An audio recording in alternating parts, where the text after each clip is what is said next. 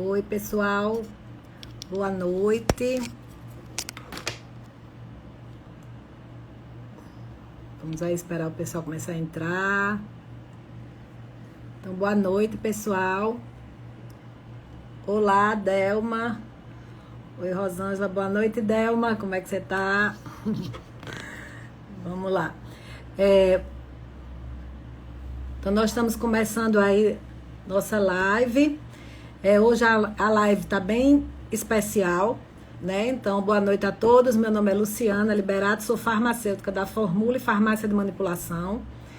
E já faz um tempo, né, que a Formula vem fazendo lives com profissionais de saúde que são referência em suas áreas de atuação, sempre buscando levar conhecimento, orientações, dicas, informações relacionadas à saúde, qualidade de vida, bem-estar, que façam ou não correlação também com a pandemia que estamos vivendo ainda. E tudo isso tem muita coisa está associado, mas hoje a gente vai focar num assunto bem específico, até pelo período do mês que nós estamos, que é o novembro. Né? Então, espero que gostem. Oi, Josi, boa noite. Então, a live de hoje está bem especial. Né? Então, a Formula anualmente apoia e abraça essa importante campanha do mês de novembro, que é o Novembro Azul, né? Que fala um mês da conscientização da saúde masculina. E para falar conosco sobre esse assunto, nós convidamos o grande médico urologista, Dr. Carlos Eduardo Chaves, é um médico uro-oncologista da Liga Norte Rio Grandense, né, contra o câncer, membro titular da Sociedade Brasileira de Urologia, e vai conosco aí para esse bate-papo sobre o que você precisa saber sobre o câncer de próstata. Então, é sabido que o câncer de próstata ele caracteriza-se pelas desordens, né, pelo crescimento desordenado de células e acelerado, muitas vezes, das células tumorais da próstata. É um tumor que cresce, muitas vezes, né, em algumas situações, em alguns pacientes, de forma mais lenta, de forma mais rápida, mas espalhando-se em algumas situações para outros órgãos, podendo levar ao óbito. A maioria, porém, né, cresce de forma lenta e não chega a dar sinais, no início principalmente, às vezes levando anos. Por esse motivo, os cuidados preventivos são fundamentais ao longo da vida. Esse bate-papo, esperamos que seja com bastante conteúdo, quer dizer, vai ser com bastante conteúdo, informação e orientações. Doutor Carlos, eu já lhe vi, vou te chamar, certo? E deixa eu achar aqui você. Oi, Josi. Deixa eu achar aqui.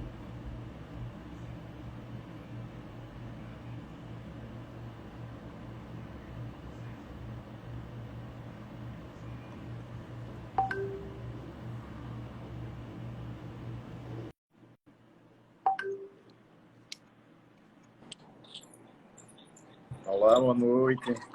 Oi, doutor Carlos, está me vendo? Estou sim, Luciana. Pronto, boa noite. Boa noite. Então, seja muito bem-vindo. Aí, em meu nome, em nome da Formula, quero agradecer por você ter aceito aí nosso convite para estar agora esse tempo aí conosco, conversando um pouquinho sobre esse assunto tão importante.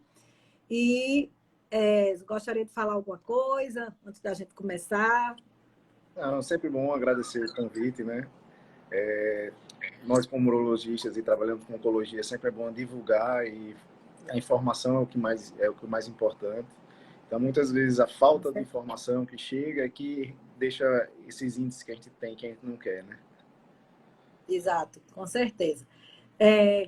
Então, bom, até para explicar um pouquinho do jeito que existe, né? Até que começou com esse movimento assim dos meses coloridos, né? Uhum. Então começou inicialmente com o Outubro Rosa, né? A alusão ao câncer de mama, do mês de conscientização, e o novembro em seguida veio o Novembro Azul, que é aí a conscientização da saúde masculina com a ênfase maior no câncer de próstata, que iniciou, acho que na Austrália, né, em 2003, com essa coisa do dia, do dia referenciando-se ao dia 17 de novembro, que é o dia de combate ao câncer, né, de próstata. E tudo isso, né, é muito importante, porque às vezes a saúde, o homem tem um pouquinho às vezes, fica um pouco receoso de pensar um pouco na saúde, às vezes, porém a gente vê que isso ainda existe, lógico, mas que está realmente já melhorando bastante, né, a busca, independente da próstata ou não, mas com relação à saúde do homem. Então, para a gente iniciar, a gente vê que também que o câncer de próstata, ele é um dos cânceres, no Brasil, pelo menos, é o mais frequente, um dos mais frequentes no homem, depois do câncer de pele não melanoma. E com relação a essas estatísticas e da epidemiologia, com relação assim, à idade, né? O paciente da terceira idade, a partir de 65, aquele percentual maior, uma faixa etária, a partir dos 50, você tem uma probabilidade maior, mas não quer dizer que abaixo disso não possa acontecer. Como é que isso tudo acontece, doutor? Exatamente. Primeiro, só recapitulando o que você falou, realmente, assim, o Novembro Azul, hoje em dia, ele é baseado muito mais na saúde do homem, então direcionado à saúde do homem, e sempre com ênfase realmente ao câncer de próstata, que é exatamente, como falou, as importâncias do câncer. No homem, o câncer mais comum, tirando os cânceres de pele, tá certo? É o segundo que mais mata, tirando o câncer de pulmão, tá certo? Incidências, estimativa do INCA era que esse ano, 2020 ou 2021, tivesse cerca de 65 mil a quase 70 mil novos casos. Então, é bastante diagnosticado, tá certo? Como para chocar, 1 em cada 7 homens vai ter uma doença, certo? Tem uma relação que a cada 8 minutos, um novo caso é diagnosticado no Brasil. A cada 40 minutos, um paciente morre da doença. E sabendo que disso tudo, apesar de tudo, é um dos cânceres que mais tem chances de cura, quando você diagnostica nas fases iniciais. Realmente, assim, como você falou, às vezes não se tem essas informações, assim, às vezes e é chocante ouvir como é alta, né? Como é a relação de pessoas né, que possam estar acometidos e essa relação dos óbitos. E falando assim, que isso é uma dúvida bastante frequente, assim, os fatores de risco, que com os fatores de risco está ligada a eles a prevenção, né? O processo a questão dos fatores de risco ambientais, genéticos, a parte hormonal, muitas vezes até o psicológico, até em que existem como idade e raça, a gente sabe que existem fatores que são bem assim de risco para o câncer de próstata. Exato. Mas já existem outros que ainda não têm uma relação tão assim comprovada, mas que de qualquer maneira, fazendo uma relação percentual, também acontece, como é o caso da obesidade e outros.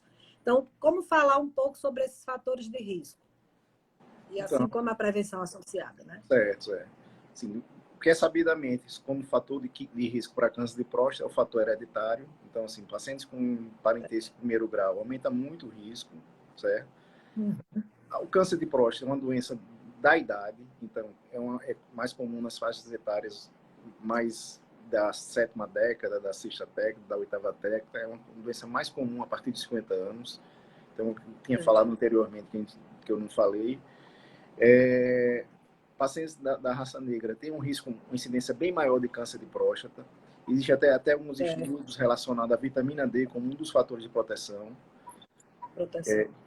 Pacientes obesos, com dieta rica em gordura e proteína, teria também uma incidência e um risco maior de câncer de próstata. Então, desses aí, o fator de raça e o fator de hereditariedade não é evitável. Então, um dos que realmente poderia ser prevenível é exatamente a questão da atividade física, alimentação saudável. Isso aí realmente ia influenciar na prevenção do câncer de próstata. Né? Certo. Como você comentou, né? A idade, né, que é mais na 5ª, 6ª, né, 7ª década e tudo, é o percentual maior, não quer dizer que não possa acontecer em indivíduos, de repente, entre 40 e 50, ou até não é comum. Exato. Essa ascendência, ou essa possibilidade. Do negro, a questão da raça, né, como o negro, eu estava vendo a raça também, não chega a ser raça, mas o caribenho, né, que também assim, teve uma probabilidade maior, diferente do homem asiático, né, que é uma taxa menor, no caso lá dos países asiáticos. O histórico, realmente, o histórico familiar, a parte hereditária, isso é uma coisa que, às vezes, muitas vezes, existe aquele gene, às vezes a gente tem que tentar, de repente, ver como não expressá-lo, né, com hábitos de vida, como você mencionou. Essas alterações genéticas existem na questão da oncogenética, ou existe algum dentro da prevenção, algum tipo de exame genético, como acontece no câncer de mama, às vezes, que pode estar prevendo que aquele indivíduo vá desenvolver? Tem sim. Existe um gene, o P47, se eu não me engano, realmente você faz uma avaliação e você detecta o risco maior. Até tem alguns protocolos do NCCN europeu e o americano e europeu que recomendam os pacientes que têm esse gene positivo deveriam fazer uma avaliação até os 40 anos, iniciar aos 40 anos. Então sim, tem um gene, e esse gene tem muita relação com câncer de próstata, sim. Certo. E alguma doença que o homem tenha como alguma doença, alguma síndrome que tem essa probabilidade, como que é uma que de qualquer maneira é conhecida como alteração genética, né? A síndrome de Lynch, que pode ter um risco maior. E com relação à parte hormonal, essa questão, né, já que o tumor é um tumor que tem uma relação direta com os hormônios, né, com os androgênios, né, o hormônio sexual masculino. Então, assim, é sabido que o câncer de próstata, ele é, vamos dizer, alimentado, ele é pela testosterona. Então, a testosterona é que vai influenciar. Não que, assim, a reposição de testosterona vai estimular um câncer, não. Se um câncer está escondido, fizer uma reposição não adequada, isso aí pode estimular. Então, pacientes que têm uma queda de testosterona, sei lá, por algum motivo, teve um bloqueio hormonal na infância, esses pacientes provavelmente não vão desenvolver câncer de próstata, tá certo? Mas a reposição hormonal, a testosterona, até nas casos mais avançados de tratamento, é um dos tipos de tratamento. Paciente com câncer de próstata avançado, um dos tratamentos é você bloquear a testosterona. Então, o hormônio ele tem um pouco de influência, sim. Certo. Com relação que aí está dentro dos hábitos, né? Assim, tem alguma relação direta? Você falou da gordura, né? A ingesta maior de gordura saturada e tudo, até no desenvolvimento de tumores mais agressivos, que foi feita até uma pesquisa, mas o tabagismo, o álcool, né? Que está ligado a hábitos, mas isso, o trauma físico, a questão do estresse, isso como em alguns cânceres existem uma relação mais direta, no de próstata também há, e quando eu falei assim, trauma físico, porque é dúvidas que as pessoas às vezes têm, né? Trauma físico na região, né, da próstata. Não, quando a gente avalia fatores diretos de câncer de próstata, realmente eles não entram como um fator de risco, realmente não tem relação, não. Pode ser fatores cruzados e tal, estudados, mas realmente como fator de risco direto, não. Não seria as principais causas de você orientar o paciente que teve algum trauma e isso aumenta o câncer de chance de próstata, não. E ligados, e que chega até um pouco de mitos e verdades, assim, que a gente está falando, termina entrando no meio, mas, por exemplo, pacientes que têm a prostatite, ou pacientes com doença sexualmente transmissível, vasectomizados, tem algum tipo de relação? Não, antigamente, já foi até um questionamento anterior, exatamente a vasectomia, mas isso aí já caiu por lenda, não existe nenhuma relação de vasectomia com o aumento do câncer de próstata. Pacientes que têm prostatite recorrente ou processos inflamatórios, também era outra teoria que poderia estar associado, mas aí pacientes têm um fator de risco maior para doenças sexualmente ISTs, né? E isso aí promoveria algum processo de inflamação crônica e poderia ocorrer um processo um pouco maior de câncer nesses pacientes. Isso aí tem uma relação, mas uma relação bem menor. Certo.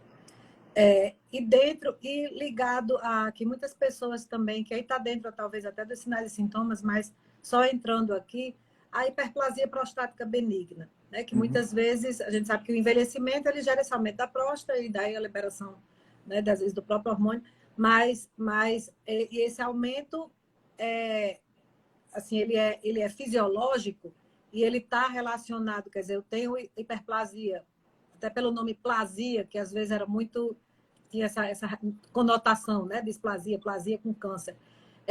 Tem uma relação, ou essa relação existe, mas não é direta? Não, vamos lá. A próstata, por si só, tem duas patologias que são distintas, né? Um é o crescimento benigno da próstata. Então, esse crescimento benigno, ela vai fazer como um órgão, ele vai crescer e vai obstruir um pouco a uretra. E isso aí vai começar a dar sintomas de ardência, dificuldade de urinar, dificuldade de acordar várias vezes à noite, aumentar o jato, diminuir o jato urinário, aumentar a frequência do jato. Então, isso são patologias benignas relacionadas à hiperplasia de próstata. Como você falou, o câncer de próstata é uma alteração de uma célula, onde vai alterar e vai formar um nódulo. E esse nódulo vai crescer dentro da próstata. Então, muitas vezes, a maioria das vezes, os sintomas iniciais do câncer de próstata são zero. Então, o paciente não tem sintoma algum. Muitos pacientes, às vezes, procuram um urologista com sintoma de HPB e, na avaliação, eles vê alteração de PSA, alteração de toque e diagnosticam um câncer de próstata, que pode ocorrer conjunto. O paciente pode ter um CA de próstata isolado, pode ter um HPB isolado, ou pode ter os dois, ou pode ter nenhum, né? Isso, certo. Dentro desse diagnóstico precoce, né, mais rastreamento, se é que se pode utilizar o termo rastreamento para o câncer de próstata, né, que às vezes ele estava sendo aquela questão até que ponto é risco-benefício, custo-benefício. A detecção, o diagnóstico precoce, assim como qualquer doença, principalmente voltada para a parte oncológica, o diagnóstico precoce faz toda a diferença, né? Principalmente para encontrar o tumor na fase inicial. A chance de tratamento é bem maior, de ser bem sucedido é bem maior. Então, dentro desses exames, o que é que pode ser utilizado como diagnóstico? Primeiro, quais são os sinais e sintomas, né, do câncer de próstata e associado ao diagnóstico precoce. Primeiro, quer dizer, o que levaria o paciente, o homem, a buscar o médico? Porque, como você falou, existem sinais e sintomas que nem sempre estão ligados, né, não são causadores, não são causados pelo câncer. Né? Como você falou, a micção frequente, o fluxo urinário, a nictúria, mas existem aqueles que a gente pergunta, que às vezes as pessoas perguntam muito, o câncer de próstata, ele gera dor? Certo. Então, assim, vamos lá. O câncer de próstata, ele é assintomático na sua grande maioria, principalmente nos casos iniciais. Então, sintomas quase não existem. Quando existir, pode vir associado a algum quadro de quadro miccional, né, alguma ardência, alguma dificuldade urinária, isso pode ocorrer também. E alguns pacientes, eles podem ocorrer dores ósseas. Então, dores pélvicas, dores ósseas, porque aí já é decorrente de um CA, às vezes, um pouco mais avançado. E o diagnóstico vamos dizer, simples, né? A gente faz através do exame físico, que é o exame digital da próstata, associado a uma coleta sanguínea do PSA, que é uma enzima produzida pela próstata. Então, os dois, eles vão dar ao urologista a hipótese do câncer de próstata, que com essa hipótese, com essa suspeita do câncer, a gente vai solicitar uma biópsia, que a biópsia é confirmatória. Então, a biópsia é que vai diagnosticar o câncer propriamente dito. Certo. Mas assim, é o médico, lógico, que vai ter, como você falou, né? Assim, às vezes na situação mais avançada, essas dores, até infecções, às vezes até situação de insuficiência renal, mas disfunção erétil é um sintoma? Pode ser considerado? Não. Assim, diretamente para o câncer de próstata, só se for num caso muito, muito avançado. Mas não é um sintoma inicial, nem é relacionado diretamente ao câncer de próstata. Geralmente, a disfunção erétil é um grande diferencial assim, no tratamento, né? Então, isso aí é o grande questionamento dos pacientes. o que vai, que pode gerar. É. E essa que também é uma coisa bastante, ainda apesar de já ter reduzido bastante o medo ou o preconceito, mas é isso do exame, né? Como você falou, o exame de toque retal. Hum. Como é isso? As pessoas, às vezes, o homem tem o medo de ir né, devido à realização desse exame, a necessidade, já que o exame laboratorial do PSA ele não é assim, ele não é conclusivo, né? O padrão ouro de exame é o exame de toque, não tem como não fazê-lo. E ele precisa ter esse medo? Não, não. É assim, é um cuidado da saúde, né?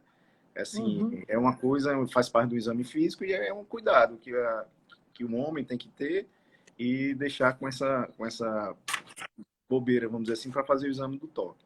A importância do toque, por quê? Porque 20% dos cânceres de próstata não alteram o PSA, pode só dar Uhum. alteração no toque. Então, quando você junta, associa o PSA ao toque retal, a possibilidade da suspeita, ela aumenta demais. Então, a gente chega a um diagnóstico muito melhor quando você tem a associação do toque com o PSA. Certo. Não seria, quer dizer, não seria possível, então, fazer o diagnosticar o câncer de próstata sem o exame de toque.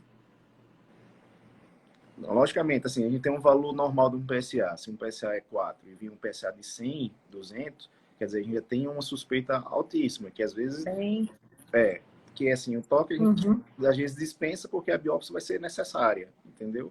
Certo. Uma suspeita é Entendi. muito grande, mas nos casos limítrofes, nos pacientes com PSA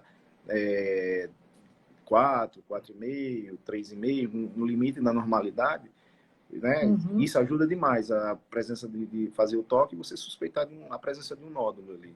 Eu noto, certo. Porque, de repente, né, pela questão da dosagem do PSA, devido ao nível que ele esteja, o exame de toque iria realmente fazer, principalmente assim, ele iria Ele realmente corroborar, dizer, é, né? Então, a combinação é aquela coisa, o diagnóstico seria mais rápido e mais fácil. Então, sendo isso, aí como é que entra essa questão do rastreamento?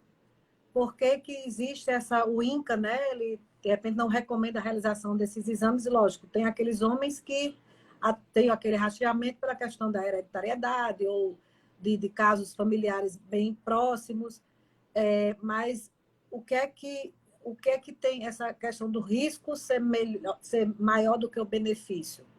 tá.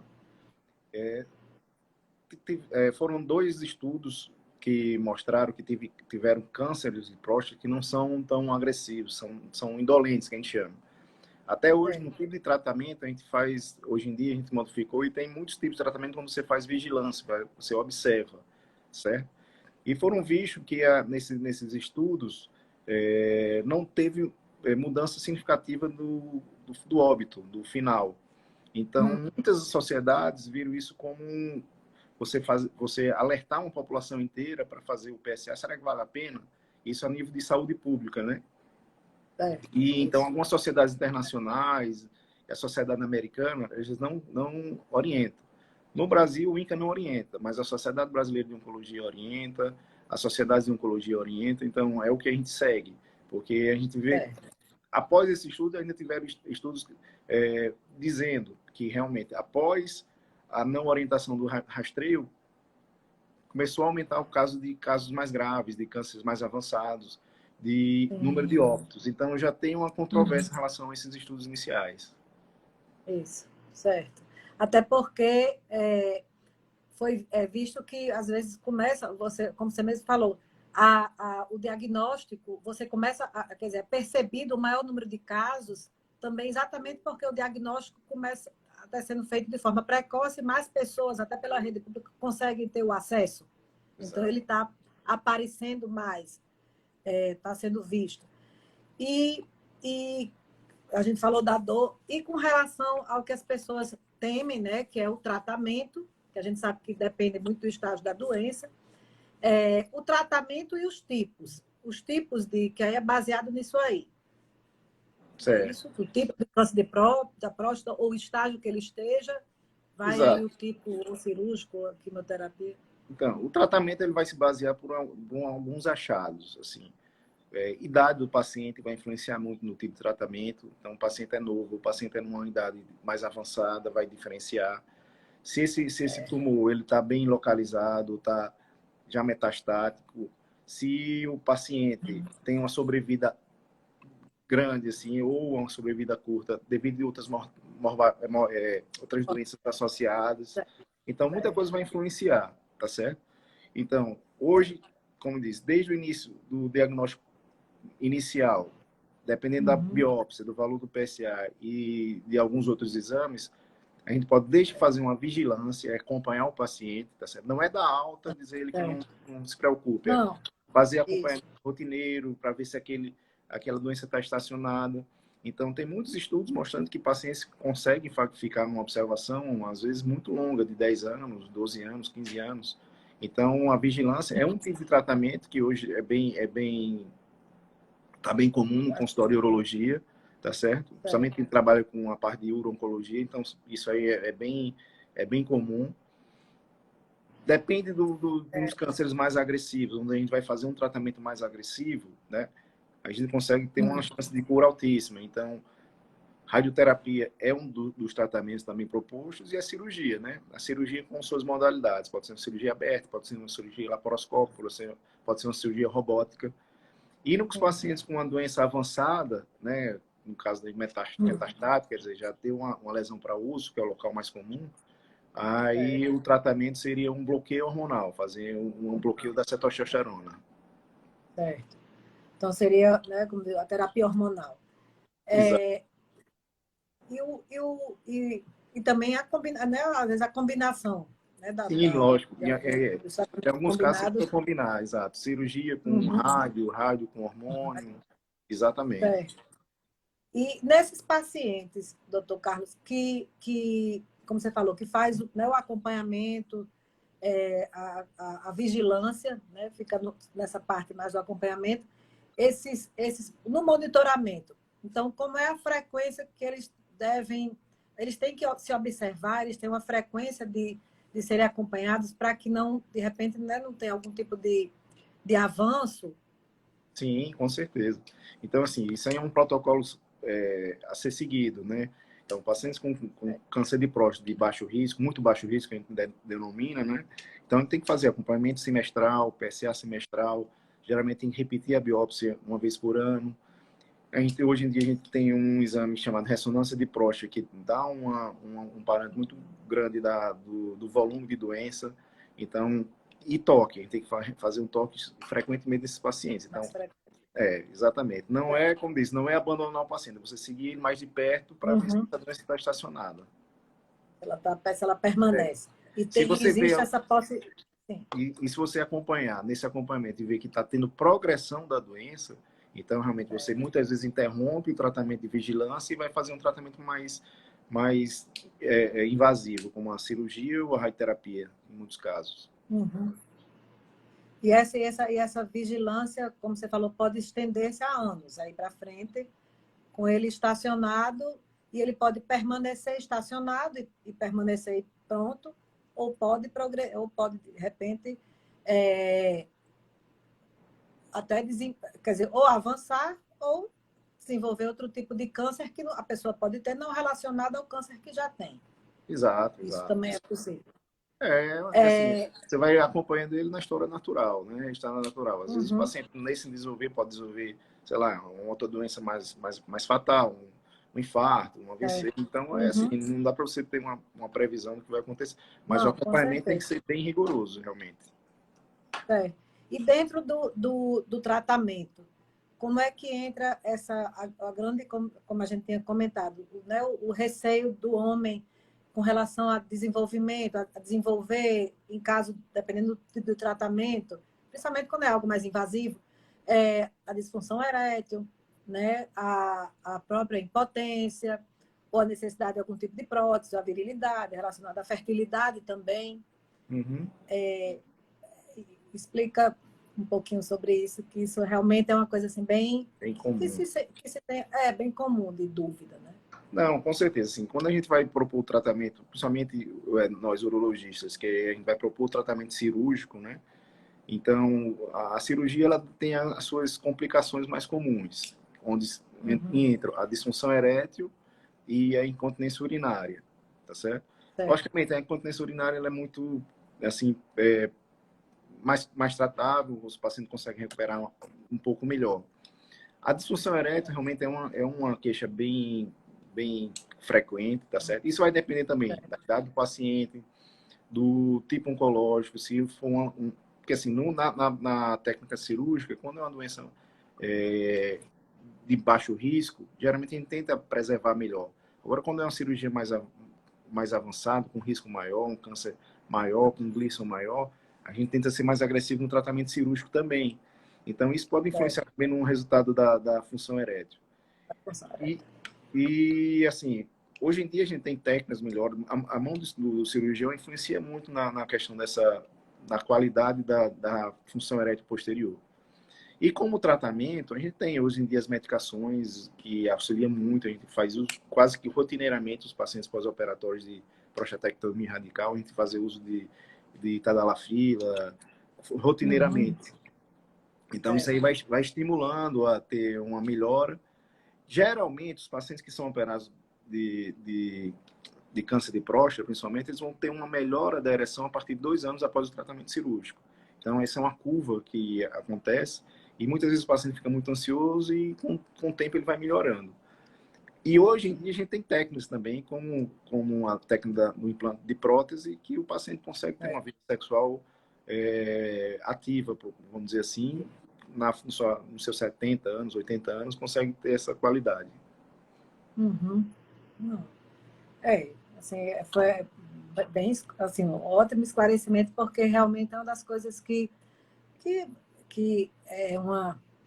são dúvidas, né, que o homem tem e que isso afeta bastante tanto a sua vida pessoal e, de qualquer maneira, a questão mesmo da autoestima. E quais dentro do tratamento, como você mesma falou, que é um câncer de chance de cura bem superior, mas devido ao diagnóstico precoce, qual é as chances de cura assim, do câncer de próstata? Então, quais são as chances? Então, o câncer de próstata, quando você tem quem chama de um câncer localmente, né, está local, onde a gente vai fazer um tratamento curativo de cirurgia ou radioterapia, a chance de cura chega acima de 90%, são 95%. O que a gente não quer é exatamente chegar aos níveis hoje que a gente tem alto risco de metástase e óbito muito grande, porque o paciente já chega numa fase avançada, onde muitas coisas a gente faz tratamento paliativo. Então, realmente, aí aumenta muito o risco de óbito e risco de doença progressiva. Mas o rastreio que a gente recomenda na sociedade brasileira, principalmente, é exatamente para a gente pegar esses casos iniciais, para ter esses índices ótimos, como tem na literatura. E, assim, o sistema, né, como falou o INC e tudo, o nosso sistema, ele está bem desenvolvido, assim, ou bem equipado para atender esse paciente, o sistema público de saúde, né, essas pessoas que realmente, às vezes, têm mais dificuldade do acesso. Tem. Aqui no estado, aqui na capital principalmente, a gente tem centros de referência de oncologia aqui que realmente não deixa a desejar. Então, assim, o paciente que chega, por exemplo, na liga, ele tem um diagnóstico, consegue fazer o tratamento em tempo hábil. Outro tratamento também no UOL, no Anophelops, então, e outros centros de oncologia que tem aqui no estado também conseguem. Então, a nível de oncologia, realmente, eu acho que não tem nada a desejar, não. Certo. E de experiência clínica, do Carlos, assim, de experiência em consultório, você teria algum caso que gostasse, tivesse assim, para compartilhar, ou de algo mais inusitado, ou algum caso clínico interessante, ou queixas ou dúvidas, ou mitos que cheguem, que você escuta, né, no dia a dia da clínica? para ilustrar aqui, para mostrar, porque às vezes a gente, né, pergunta e tudo, mas uma coisa assim que de repente tenha acontecido, isso tudo que a gente está falando aqui acontece, lógico, Uhum. mas algo que tenha, de repente, alguma experiência para compartilhar voltada para isso que a gente está falando. Tem, vamos lá. Pronto, na liga eu já operei 4 irmãos. Então, assim, você vê como o fator hereditário é grande. Então, foi um paciente, acho que era o terceiro, teve um diagnóstico de câncer de próstata, e aí o mais novo veio fazer um rastreio, câncer de próstata, e os dois mais velhos, preocupados como não foram fazer, câncer de próstata também. Então, você vê como o fator hereditário aí é grande, grande mesmo. Isso. Então, e a gente sempre influencia, fala quando dá um diagnóstico desse, ó, procura, avisa seus filhos, quando chegar na fase acima dos 45 anos, fazer exame rotineiro, irmão, fazer avaliação. Então, isso aí é sempre muito, muito falado e comentado, né, para o histórico familiar. Disseminar, né? Assim, mostrar que realmente isso é relevante. E existe e qual seria então o percentual? Já que existe, né, o percentual varia às vezes de 60 a 75% de pessoas, de homens acometidos nessa parte de 50, 60, 70 anos. E qual percentual, existe um percentual assim abaixo de 50, ou abaixo de 40 desse acometimento?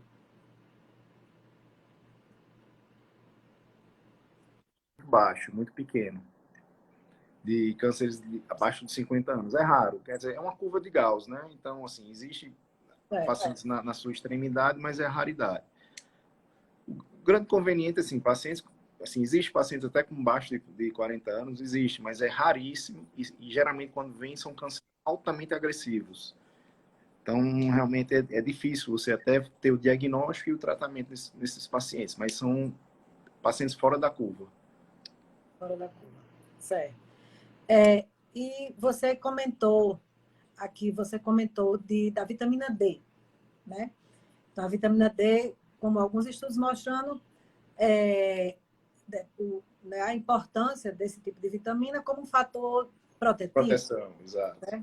De proteção, isso mesmo.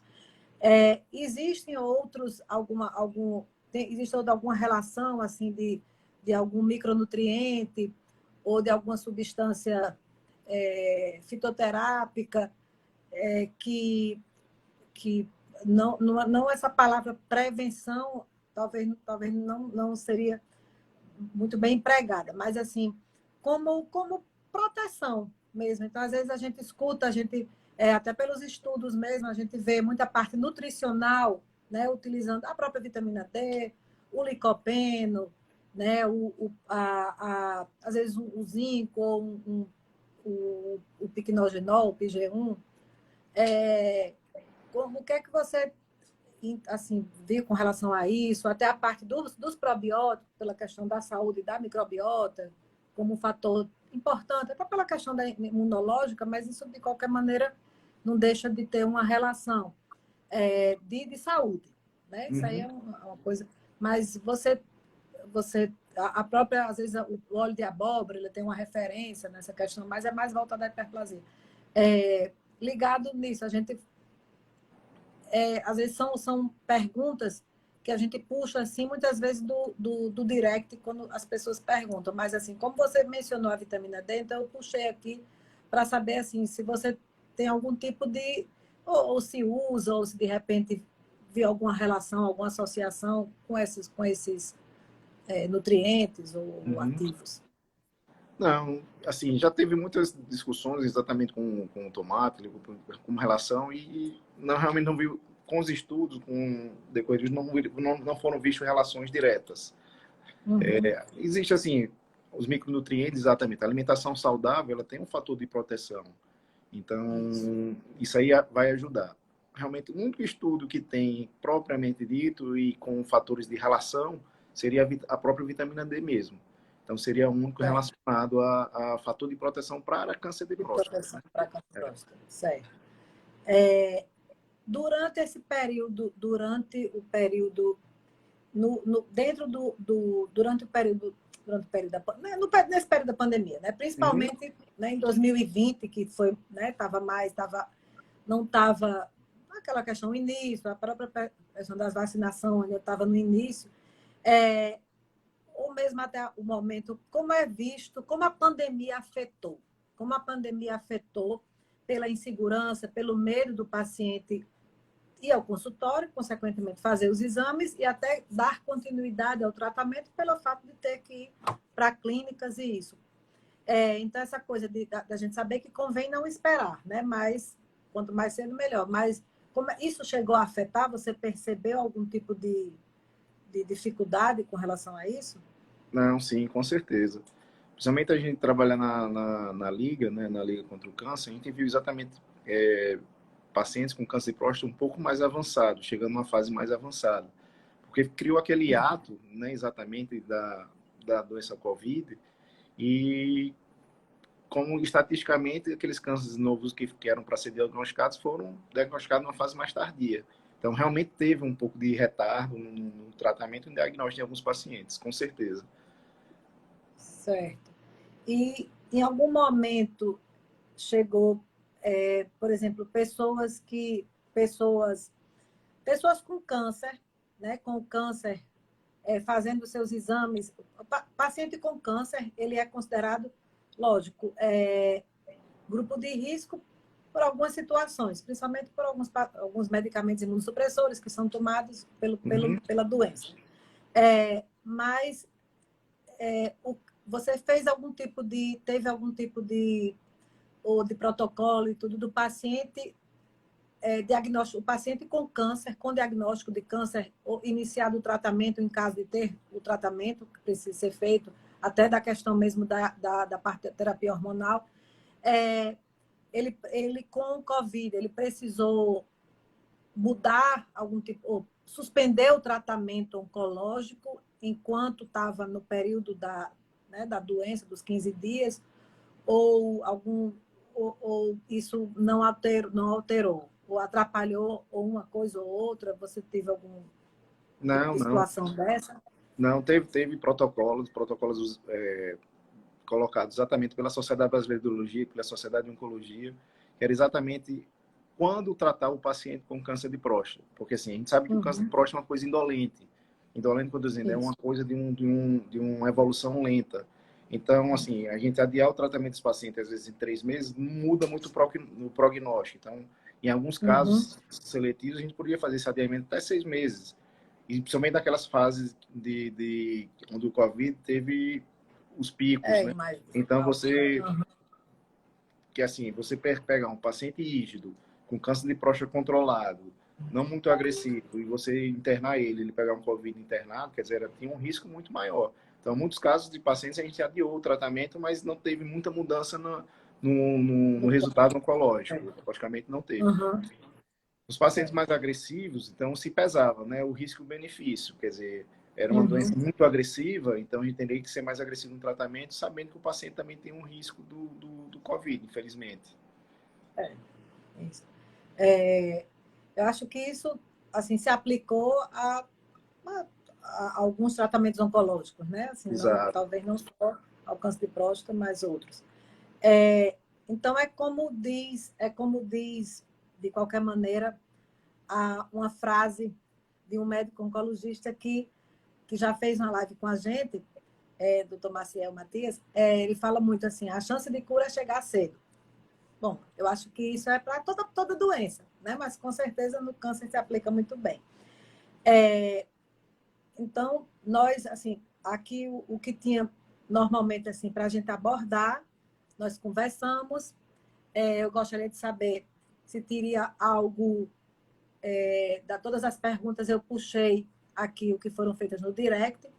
Algo você gostaria de mencionar, algo de repente que eu não abordei aqui, ou algo que seja também importante estar reforçando para todos aqui que estão conosco? Não, queria agradecer o convite. É sempre bom, como dizem, falar sobre a saúde do homem, né? Câncer de próstata é uma coisa do dia a dia do urologista. Esse mês de novembro realmente tem uma procura ativa bem maior. A gente fica muito, muito feliz quando a gente dá o recado. Nós Olha, lá, cara. urologistas da Liga, a gente fez um mutirão onde 200 homens foram fazer o exame por conta própria na Liga. Então, isso é bom, a gente ver resultados, a gente vê nesses pacientes, a gente diagnostica também câncer de próstata iniciais. Então, Com certeza. homens, mulheres, E, incentive seu pai, sua mãe, parente a fazer o exame, que realmente não é uma coisa de outro mundo, não é uma coisa, a bicho de sete procura da cabeças, saúde. né? Exatamente. E hoje em dia a gente vê Isso. até pacientes com câncer tendo uma sobrevida muito longa, então isso é muito bom. Isso. Isso é Uhum. muito bom. Com certeza. E uma dúvida também, agora eu estou lembrando que eu puxei aqui embaixo uma dúvida.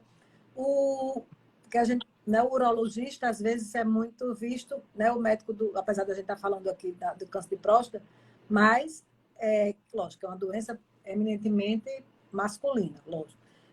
Mas existe, né, muitas mulheres também têm a necessidade, para outras situações, procurar urologista. Não é Exato. isso, Carlos? Assim, existem diversas outras doenças que a gente, às vezes, tende a associar muito a especialidade a algum tipo de doença, assim, que é mais comentada, né? Porque, assim, o urologista é a doença do sistema urinário, né? Rim, Uhum. bexiga, aí no homem, o pênis, os genitais.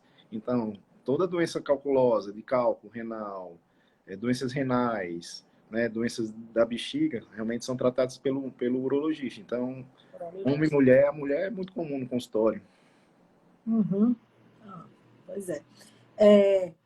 Então, assim, independente, né, a gente está aqui reforçando, doutor Carlos fez aí uma excelente mensagem para todo mundo, que independente né, do Novembro Azul, como ele disse que teve né, o mutirão, a campanha, o pessoal, assim, os homens, às vezes, até porque é aquela questão da regularidade, né?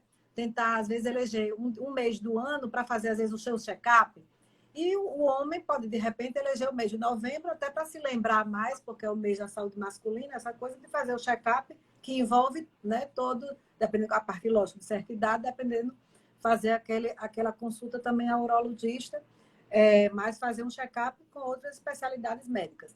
Isso tudo para garantir, né, a sua saúde, a qualidade de vida, e não se reter também apenas ao mês de novembro. Então, a prevenção, o diagnóstico precoce, isso aí deve ser feito em qualquer mês do ano.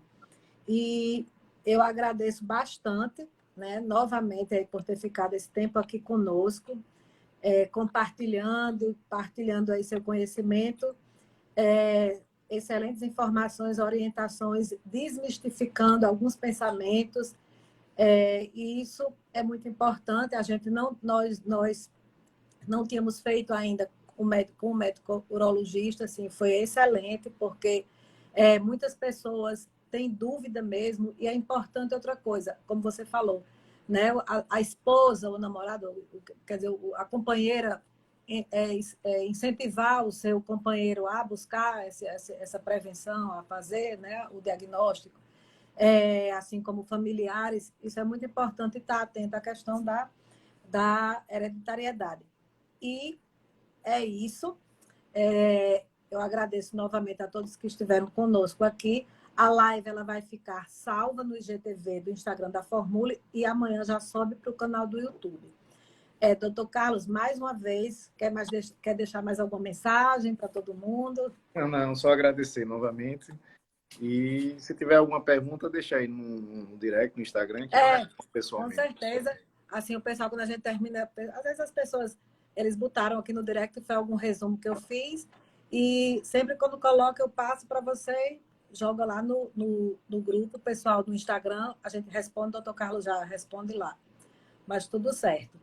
Tá Pois ótimo. muito obrigado, boa Obrigado noite a também. todos. Vamos fazer aqui um print, aqui só para a gente fazer, deixa eu botar aqui. Pronto, deu certo. Tá ótimo. Certinho, tenham um bom trabalho amanhã, um bom dia e tudo de Muito, bom para todo mundo. muito obrigado. Boa Beijão. noite a todos. Boa Tchau. noite. Tchau.